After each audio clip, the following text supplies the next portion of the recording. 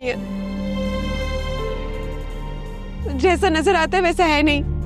सब कुछ खुद ही अज्यूम कर लिया, तो मेरी क्लैरिफिकेशन का क्या फायदा? मामा दानिश एक बहुत शक्की, बदमिजाज और घटिया आदमी है।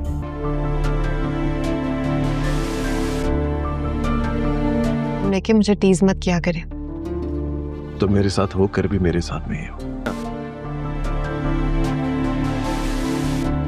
राम के ताने देते हैं। इसका क्या मतलब है? जब आपने सब घटिया आदमी है, इसे मुझे रूम से भी धक्के देके निकाल दिया। अब मैं इसके साथ 1 मिनट और नहीं रहूंगी। आप बार बार उसका नाम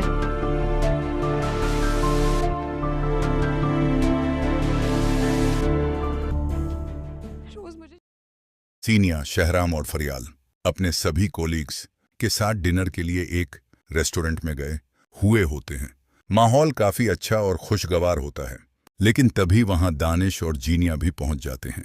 जैसे ही जीनिया की नजर शहराम पर पड़ती है, वह अचानक रुक जाती है और कुछ देर तक उसे देखती रहती है।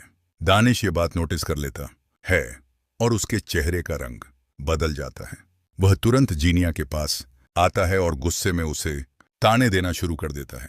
दानिश उसे कहता है कि उसने पहले भी कई बार मना किया था कि ऐसी हरकतें उसका दिमाग खराब कर देती हैं। वह गुस्से में कहता है कि वह उसे प्यार से डिनर पर लेकर आया था, लेकिन यहां आकर भी वह शहराम को ही देख रही है। दानिश का गुस्सा इतना बढ़ जाता है कि वह खाना खाए बिना ही जीनिया को जबरदस्ती वहां से लेकर चला जाता है। दूसरी तरफ जीनिया बहुत ज्यादा परेशान और हैरान हो जाती है, क्योंकि वह अब तक यही सोच रही थी कि दानिश एक अच्छा इंसान है और वह उसे आसानी से अपने कंट्रोल में कर लेगी। लेकिन शादी के बाद दानिश का असली चेहरा उसके सामने आने लगा था। घर पहुंचते ही दानिश का गुस्सा और बढ़ जाता है। वह जीनिया को बहुत खरी खोटी सुनाता है और यहां तक कि उसे धक्के मारकर कमरे से बाहर निकाल देता है। जीनिया यह सब सहन नहीं कर पाती और रात को अपनी मां को फोन करके रोते हुए सारी बातें बताती है। वह कहती है कि दानिश बहुत घटिया और शक करने वाला इंसान है, जिसने उसकी जिंदगी खराब कर दी है और हर समय उसे शहराम के ताने देता रहता है। लेकिन जीनिया को इस बात का बिल्कुल अंदाजा नहीं होता कि दानिश उसकी सारी बातें सुन रहा है।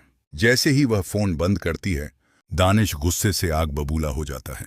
वह जीनिया को थप्पड़ मार देता है और धमकी देते हुए कहता है कि अगर उसने दोबारा ऐसी बातें की तो वह उसका मुंह तोड़ देगा।